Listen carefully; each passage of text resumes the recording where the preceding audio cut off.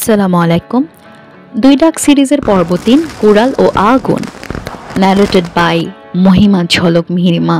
ঘরানা আধ্যাত্মিক যুদ্ধ, psychological thriller, ঐশ্বরিক প্রতিশোধ, যেখানে অতিথি রূপ নেয় যোদ্ধায় আর আত্মা হয় অস্ত্র।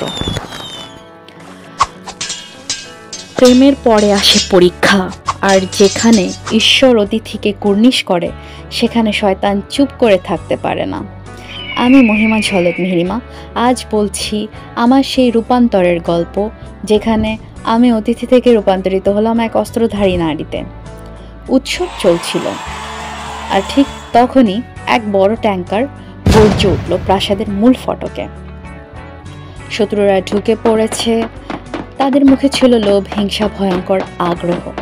তারা চায় এই আলো নষ্ট করতে, এই ভোগ কেড়ে নিতে, ঈসা আলাইসাল্লাম ও শ্রীকৃষ্ণের অস্তিত্বে আঘাত করতে।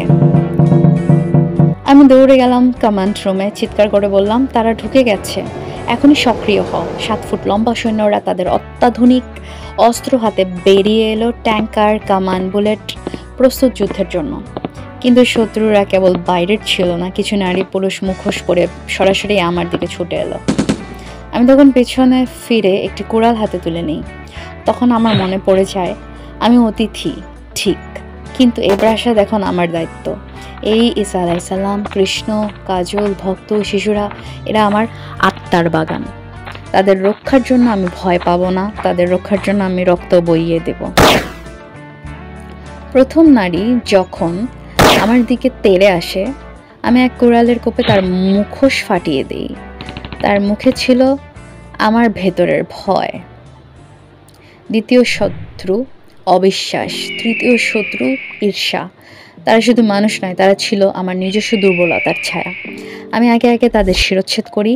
সেই শব্দ, সেই কুড়ালের ভার, সেই রক্ত আমাকে শিখিয়ে দেয় আমি শুধু অতিথি নই, আমি এক জাগ্রত যুদ্ধের রানী। যুদ্ধ শেষ, প্রাসাদে আবার ফিরে আসে আলো, সুর, গন্ধ। কৃষ্ণ আবার শুয়ে পড়েন শান্তিতে, ঈসা আলাইসাল্লাম আবার মাথা নোয়ান। কাজল বিছানায় বসে বললেন, আন্টি তুমি বাঁচালে সবকিছু। আর আমি শুধু হাসি, কারণ আমি আজ জানি আমার ভিতরের এক দেবী বাস করে।